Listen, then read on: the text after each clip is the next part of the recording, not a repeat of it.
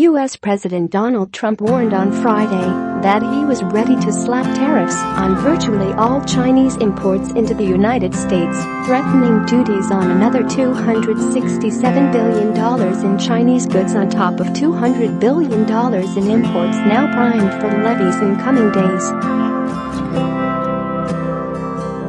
The moves would sharply escalate Trump's trade war with Beijing over his demands for major changes in economic, trade and technology policy. China has threatened retaliation, which could include action against U.S. companies operating there. Hours after a public comment period closed on his $200 billion China tariff list, Trump told reporters aboard Air Force One that it was being strong on China because I have to be. The $200 billion we are talking about could take place very soon depending on what happens with them. To a certain extent it's going to be up to China, Trump said. And I hate to say this, but behind that is another $267 billion ready to go on short notice if I want. That totally changes the equation. But Apple said on Friday the proposed tariffs cover a wide range of its products, including Apple Watch and AirPods, but did not name iPhones. Our concern with these tariffs is that the U.S. will be hardest hit, and that will result in lower U.S. growth and competitiveness and higher prices for U.S. consumers, the company said in a letter to the U.S. government. Shares of the iPhone maker slipped 1% and extended trading stock prices slipped after Trump's comments, with the S&P 500 off 0.1%, while China's offshore trade yuan currency fell against the dollar.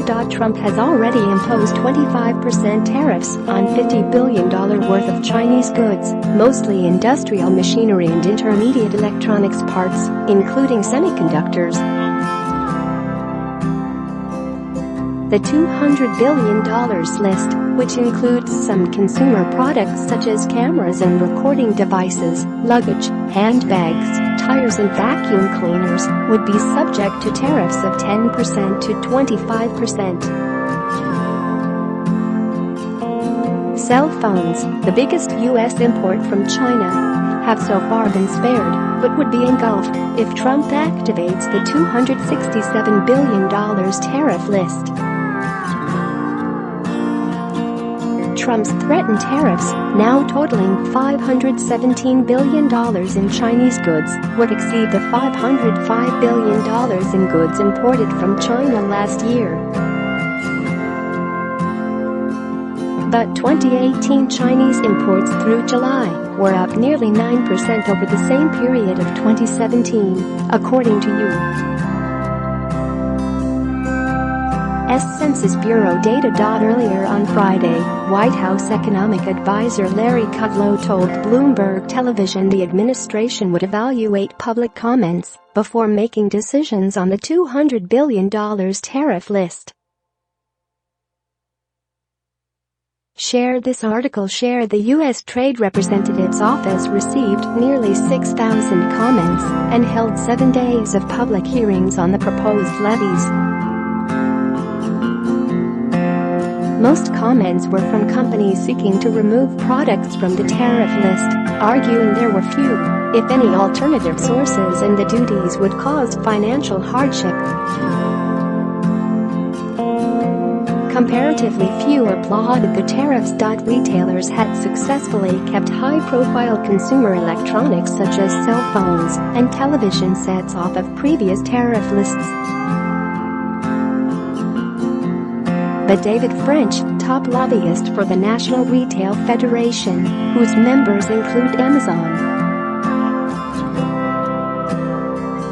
BJ's Wholesale Club and Macy's, said nearly every consumer good could be affected if Trump follows through on all threatened tariffs.